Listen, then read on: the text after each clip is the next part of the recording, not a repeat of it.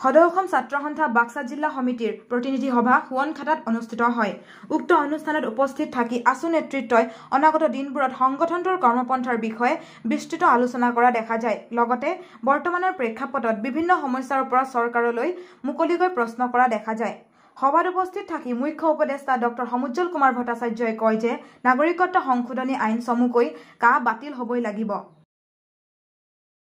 আসুৱে কা কোনোপধ্যে মানি নলয়। ইয়াৰোপৰি অসমৰ বাহিৰে উত্তৰ পূৰ্বাঞ্চলৰ অন্য ৰাজ্যসমূহত আন্তঃৰাজ্যিক পাৰপত্ৰ প্ৰৱৰ্তন হৈ আছে। তাত যদি কা বলবৎ নহয় তেন্তে অসমত কেৱল মাত্ৰ বিদেশী সংস্থাপন কৰাৰ লক্ষ্য লৈছে নেকি চৰকাৰে? যদি এনে হয় তেন্তে অসমত আসুৱে তীব্ৰ প্ৰতিবাদ কৰিব বুলি মত ৰাখে মুখ্য উপদেষ্টাগৰাকীয়ে।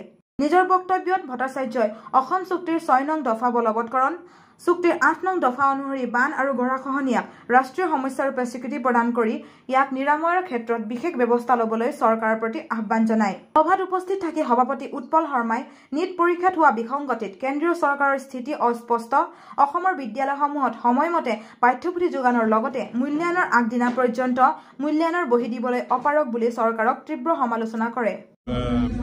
বিটিআৰ এলেকা বা গোটেই অসমত ছাত্ৰ ছাত্ৰীৰ সুৰক্ষিত শৈক্ষিক ভৱিষ্যত নিশ্চিত হোৱাটো আমাৰ দাবী আৰু এই বিষয়ত আমি সদৌ অসম ছাত্ৰ সন্থাইতো দাবী উত্থাপন কৰিছোঁ। এই সম্পৰ্কত নিখিল বড়ো ছাত্ৰ সন্থা, গোৰ্খা ছাত্ৰ সন্থাই হওক, মদাহী ছাত্ৰ সন্থাই হওক বা 30টা আমাৰ জনগোষ্ঠীয় যি সংগঠন আছে, আমি একেলগে আমাৰ শৈক্ষিক বিষয়বিলাক আমি আগুৱাই লৈ গৈছোঁ। অসমত আটাইতকৈ ইতিবাচক কথা এইটোৱে যে আমি এখন সামূহিকভাৱে 30টা জনগোষ্ঠীয় সংগঠনে আমি একেলগে এখন সামূহিক শৈক্ষিক দাবী পত্ৰ আমি চৰকাৰক দিছোঁ। কিন্তু এই সম্পৰ্কত এতিয়ালৈকে সমাধানখিনি আমি পোৱা নাই। কিন্তু আমি একে সময়তে এই বিষয়বোৰ আগুৱাই নিয়াৰ প্ৰচেষ্টা আমি অব্যাহত ৰাখিছোঁ। যদি নতুন শিক্ষানীতি আহিব, নতুন শিক্ষানীতি কাৰ্যকৰী হোৱাৰ লগে লগে কি হ'ব? কোনোবাই কৈছে নতুন শিক্ষানীতি খুব ভাল, কোনোবাই কৈছে খুব বেয়া। আমি খুব ভাল খুব বেয়া কোৱা নাই। আমি কৈছোঁ যিবোৰ নতুন শিক্ষানীতি ভাল এইবোৰ কাৰ্যকৰী কৰিব লাগে, যিবোৰ অসমৰ দৰে ৰাজ্যৰ কাৰণে বেয়াবোৰ কাৰ্যকৰী কৰিব নালাগে। এতিয়া নতুন শিক্ষানীতিয়ে কৈছে যে মাল্টি ডিচিপ্লিনাৰী কোৰ্চত পঢ়িব পাৰিব, মানে বিজ্ঞান পঢ়িলেও কলা পঢ়িব পাৰিব, কলা পঢ়িলেও বাণিজ্য পঢ়িব পাৰিব, সুবিধা দিছে। এইটো আমাৰ কাৰণে ভাল। কিন্তু সেইটো কাৰণেতো বিদ্যালয়সমূহত ছাত্ৰ ছাত্ৰীক এতিয়াৰ পৰাইতো এটা পৰামৰ্শ দিব লাগিব। বিদ্যালয়সমূহত এতিয়া কেৰিয়াৰ গাইডেন্স চেল এটা লাগিব, যে বিদ্যালয়ত পঢ়ি থাকোঁতে ছাত্ৰজনে গম পাব লাগিব, ছাত্ৰীগৰাকীয়ে গম পাব লাগিব যে মই বিজ্ঞান পঢ়িলেও কলা বা কলা পঢ়িলেও বাণিজ্য বা বিজ্ঞানৰ মই পঢ়িব পাৰোঁ। সেইটোতো বিদ্যালয়সমূহত এতিয়াৰ পৰাই পৰামৰ্শ দিব লাগিব। কিন্তু বিদ্যালয়সমূহত কেৰিয়াৰ গাইডেন্স চেণ্টাৰ লাগিব। এতিয়া নতুন শিক্ষানীতিত কৈছে যে মহাবিদ্যালয়বিলাকে নিজে ৰাজহ সংগ্ৰহ কৰিব লাগে। কেনেকৈ সংগ্ৰহ কৰিব? ৰাজহ সংগ্ৰহ মানে ছাত্ৰ ছাত্ৰীক বা ফিজ দিব লাগিব। এইটো বেয়া, এইটো আঁতৰাব লাগে। আৰু আন্তঃগাঁথনি মই কেইটামানহে উদাহৰণ দিছোঁ। নতুন শিক্ষানীতিখনত মতে আমাৰ যদি শিক্ষানুষ্ঠানৰ আন্তঃগাঁথনি যদি ঠিক কৰি নলয়, এই নীতি আমাৰ অসমত অসাৰ হৈ পৰিব। সেইকাৰণে চৰকাৰখনে এতিয়া এজনীয়া শিক্ষকে শিক্ষানুষ্ঠান চলাইছে। কেনেকৈ চলিব? আকৌ আমাৰ প্ৰয়োজনীয় শিক্ষক লাগে, আকৌ নতুন নতুন আমাৰ কোৰ্চ লাগে। এতিয়া দিল্লী ইউনিভাৰ্চিটিত আমি যদি কওঁ 84টা ডিপাৰ্টমেণ্ট, আমাৰ গুৱাহাটী ইউনিভাৰ্চিটি 43টা ডিপাৰ্টমেণ্ট, আধা নাই। আৰু বাকী বিশ্ববিদ্যালয়ৰ কথা নকওঁৱেই। গতিকে যিবোৰ ল'ৰা ছোৱালী পাৰিছে তেওঁলোক বাহিৰলৈ পঢ়িবলৈ গৈছে। যিবোৰ ল'ৰা ছোৱালী যাব নোৱাৰে কিন্তু মেধাৱী, ক'ত পঢ়িব? এই অসমত পঢ়িব লাগিব। গতিকে আমাৰ ছাত্ৰ ছাত্ৰীসকলৰ যিসকল মেধাৱী, তেওঁলোকৰ যিসকলে বাহিৰলৈ পঢ়িবলৈ যাব নোৱাৰে, সেইচাম ল'ৰা ছোৱালী মুখচায়াত শৈক্ষিক সিদ্ধান্ত ল'ব লাগিব। সেইকাৰণে আমি চৰকাৰক ক'ব খোজো যে চৰকাৰে দিছপুৰত বহি চমক সৃষ্টি কৰা সিদ্ধান্ত ঘোষণা কৰাৰ পৰিৱৰ্তে অসমৰ প্ৰতিটো অঞ্চলৰ ছাত্ৰ ছাত্ৰীৰ ভৱিষ্যত চমকাব পৰাকৈ সিদ্ধান্ত লৈ কাৰ্যকৰী কৰে।